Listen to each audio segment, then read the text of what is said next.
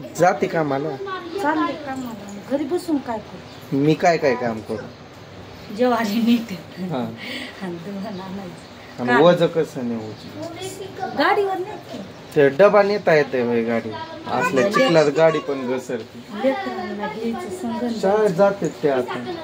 त्याच्या पोटात दुखायला मग शाळेत न जाण्याचं नाही रडायला जाण्याचं. मग माझं पण असं राऊंड राऊंड चटके बसायले. मी जाऊन आला असतो ECG करून.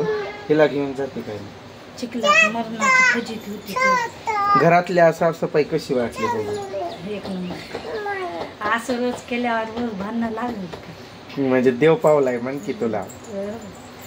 मला म्हणती कुणीकडनं दिवस निघालाय. आज घरात जाऊन बघितलं सगळं व्यवस्थित दिसलं, साफसफाई मस्तपैकी, बरं वाटलं म्हण.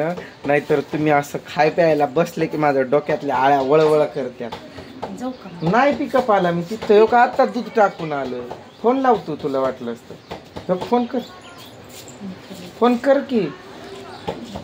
बघ तर विचार. त्यांच्यापाशी मोबाईल नाही. मोबाईल आणलाय त्यांनी सोबत. कोण? त्यांनी. आई ना. मग नाही, त्यांचा डिस्प्ले गेलाय सर.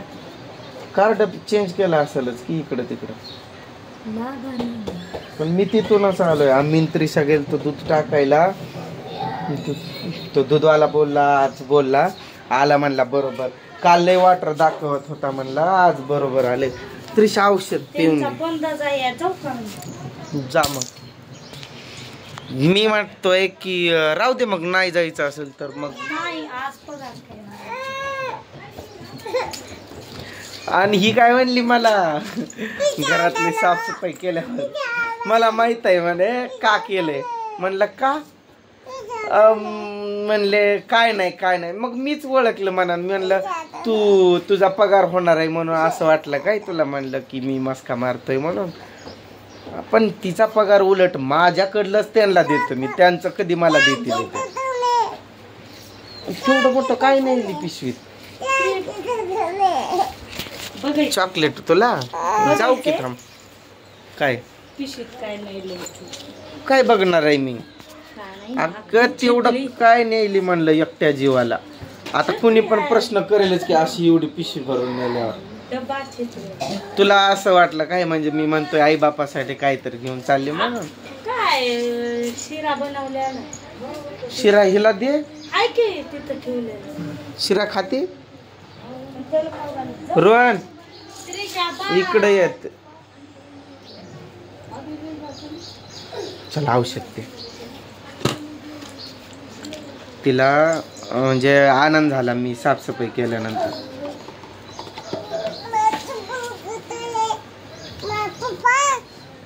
कसं असतंय माहितीये का? तुम्ही मग म्हणताय तिला मदत करत जा, मदत करत.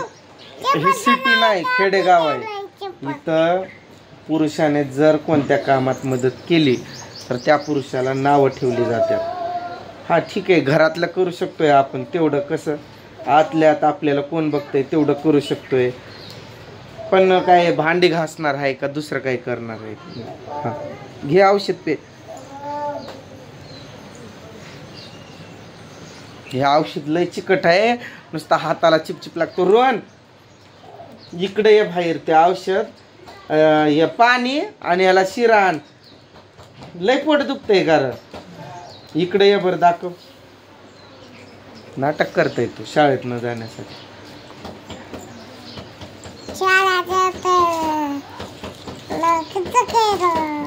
चिकटलंय हाय औषध. औषध पिले माझ्या त्रिशाने. कसं आहे औषध? गोड आहे का? तुझ्यासारखाच गोड गोड लागतोय ना औषध. तुझी पप्पी लय गोड लागायली बघ. अजून घेऊ का? असं नाही करावं, नाही करावं.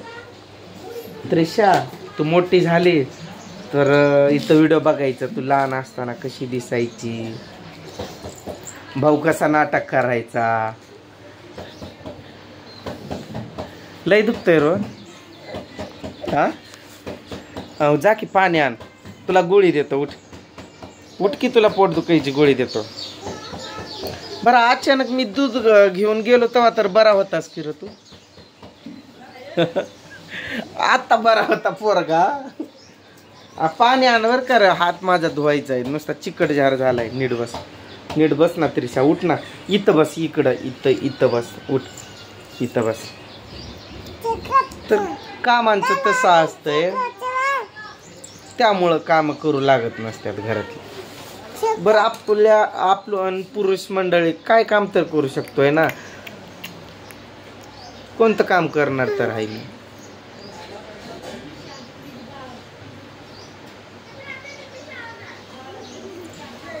आयो पडशील. ती अशी तिच्या आईसोबत जाते म्हणून देखील नाही म्हणत, कारण तिला मी एवढा लाड करतोय, तिला माझ्या जवळ राहायला आवडतं. ती 6 महिने नाही 6 वर्ष जरी गेली मला सोडून, म्हणजे लेकरं माझ्या इथं माझ्याजवळ सोडून, तरी लेकरं बिलकुल रडणार नाही. मी याला गेलो ना तिरुपतीला, तेव्हा लई काळी झाली ती.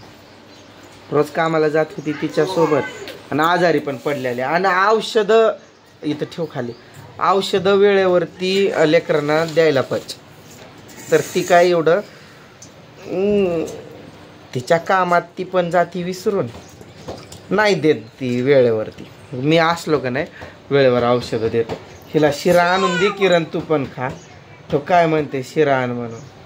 याला पण बरं वाटणं वाटतंय, याला घेऊन जातो दवाखान्यात. जाऊ आपण, जा शिरा आण.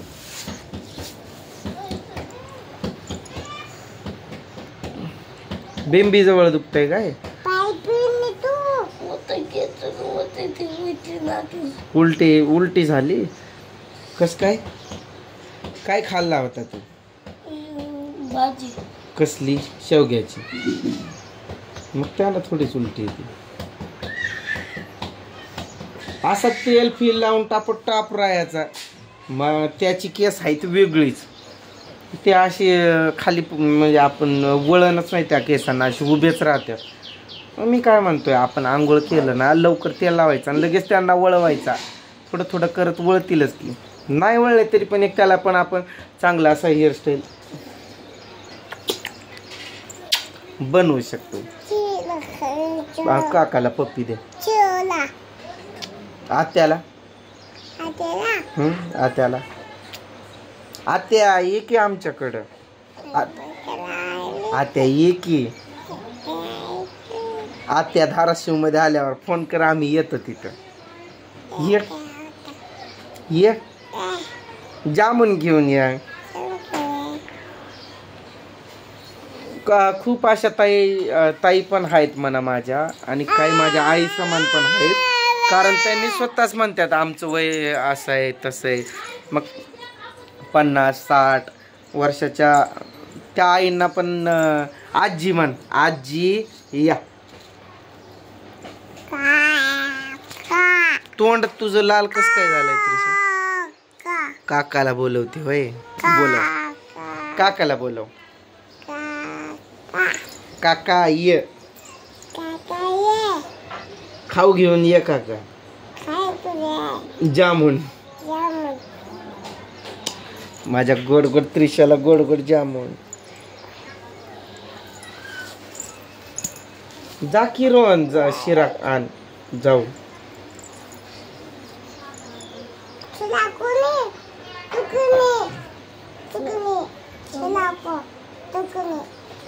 दुखत नाही शिरा खा अशी म्हणते त्याला.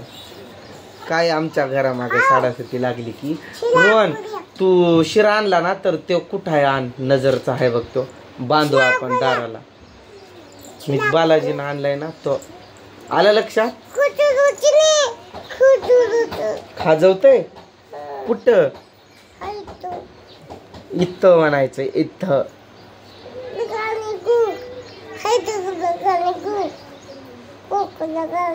काय लावती तर? कुक? कसला कुक?